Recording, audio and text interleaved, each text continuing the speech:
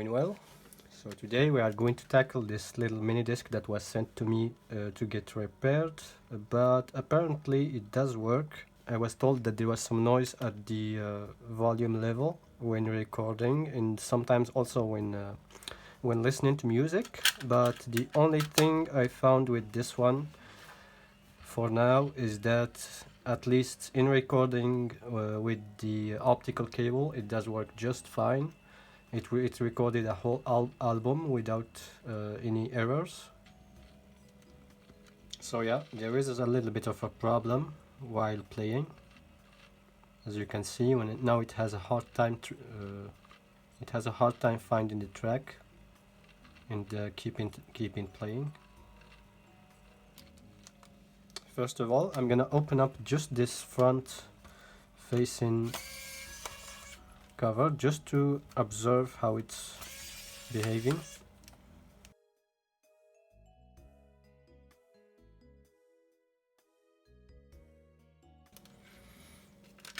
So I guess I have to open the whole thing up to free up the front door.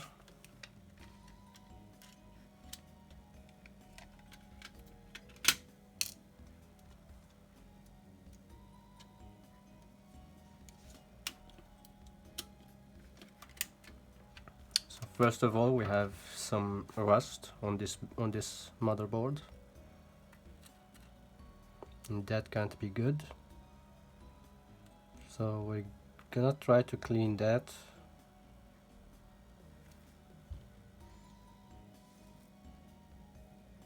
Yeah, there must be some kind of short from here to here, and even from here to here, unless they are all ground.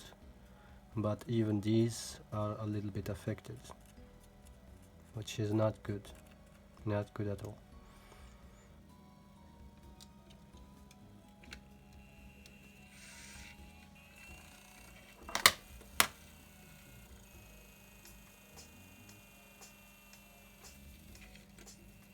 So there's this little switch that I'm sure if we just put a little dab of solder right here, we're gonna be able to operate it without this. But this is easy enough, so we're just gonna put this in place of the original plastic that was pushing it. That way I can have both hands free.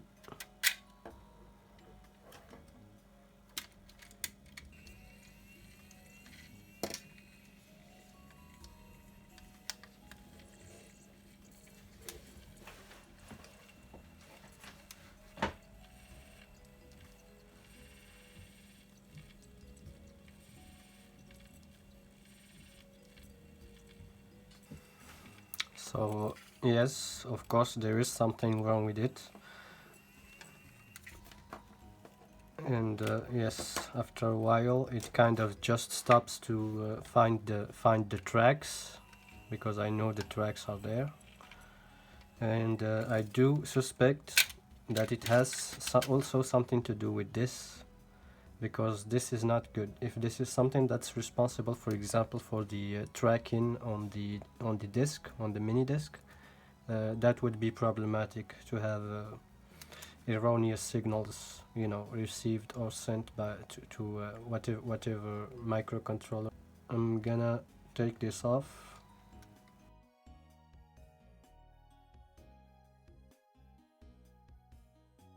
So this is actually a screw.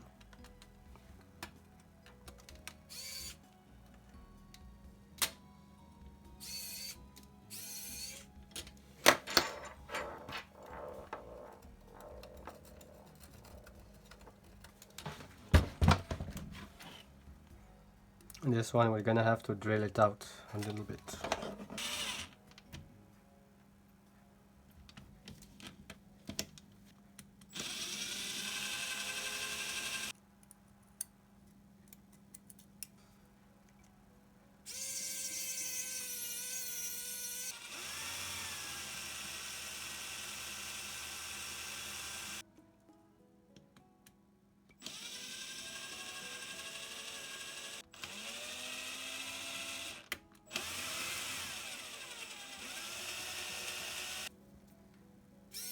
So sadly I couldn't do it without having the right tool for the job. In any case, I'm gonna try to cut just this part right here. It shouldn't matter, and maybe I could even resolder it or something.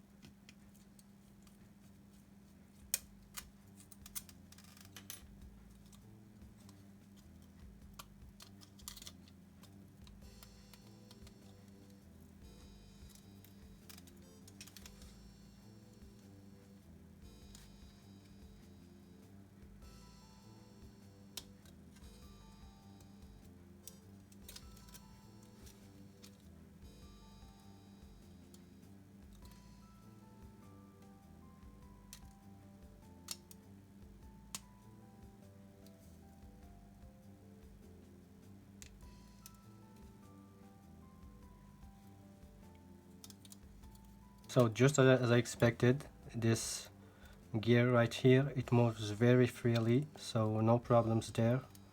So the problem must be coming from this corrosion that's on the board right here. So I kind of tried to bend it out of place, that way I could have a little bit more access to do this with the pliers, but no luck. So we're kind of just gonna try and do it this way.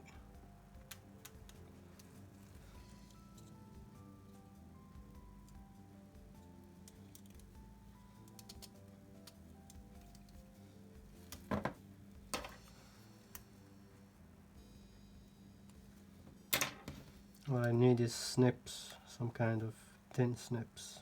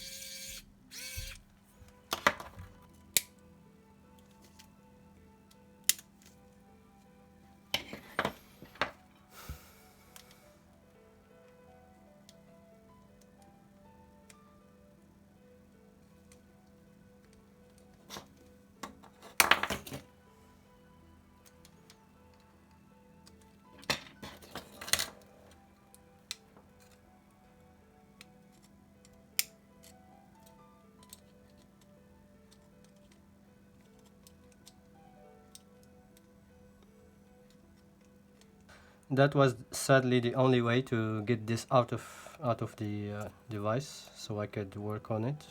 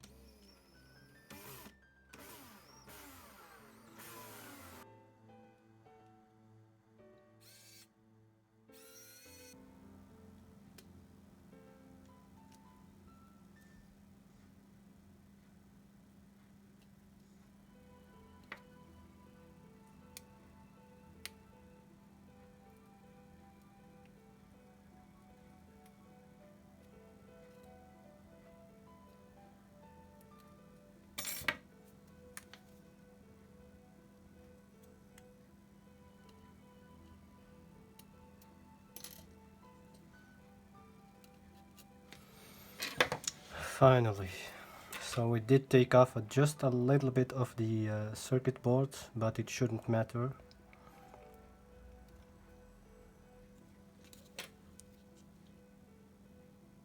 So there we go. As for this, I'm afraid that the liquid has done a little bit of damage for this little transistor of some kind. I hope I can add some solder to it. There's also this little small capacitor right there. I don't know if you can see it. That's in the middle of it all, right there. As well as this one, which has basically moved a little bit, as you can see. Yeah. So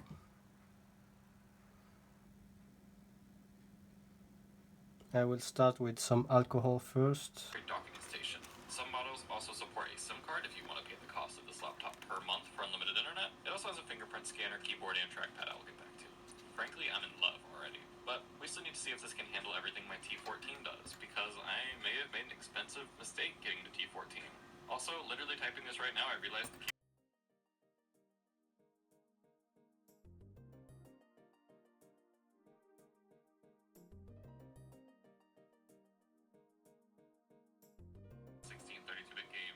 because this laptop came out in the past decade. For something slightly newer that will never be retro to me though, GameCube games run amazingly well. Dolphin ran beautifully for the most part at 720p, although really well, but it didn't really like going over 1.25 resolution. But I mean, it's such a small screen. I would just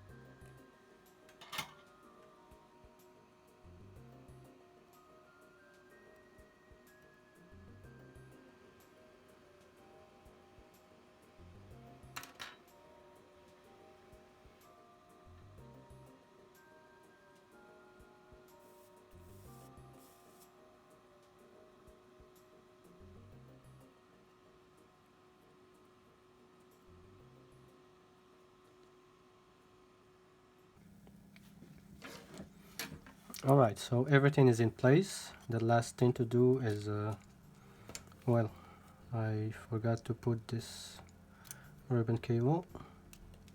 And lastly, this one for the display, because we need it to make it, to test it. And lastly, we need to activate our switch.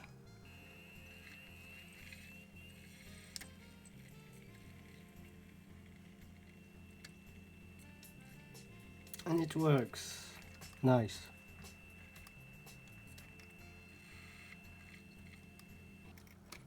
So there you go. So I dare say that it's working better than it was.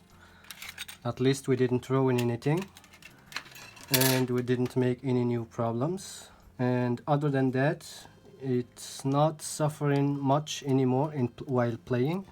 I'm also of course gonna test it in recording. But for now I'm gonna fully assemble it and tell the owner the good news. And of course there's the small matter of this broken leg, which it should not matter too much because we also have some structural support from the battery tab, and also we have this little claw that holds the PCB in place, so it shouldn't matter much if this is present or not. Other than that, it should do well.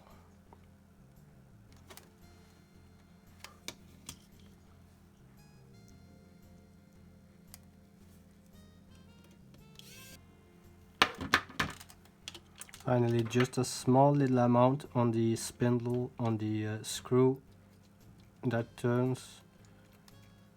Just spread it a little bit around. So now I'm gonna put this back in place so it will be easier to assemble the other half of it, I think. So then, this little spring, it's important that you don't forget to put this in before you assemble it back. And according to the user manual, it goes in like this. As you can see, there is this kind of a hole in the chassis where it kind of rests. And after that, let me just clean some of the rust.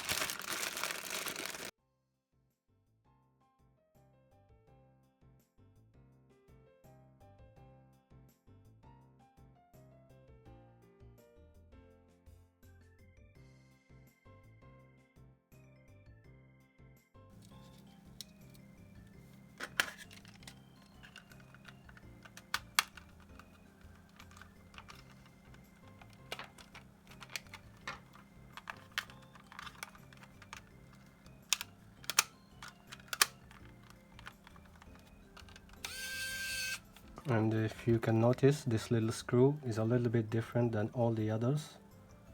So, because that's the one that goes in the hinge.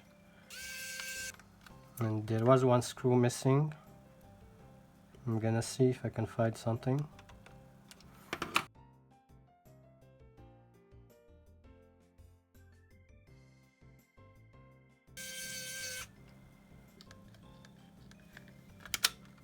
I do see it and it doesn't seem to interfere, so that's a good one.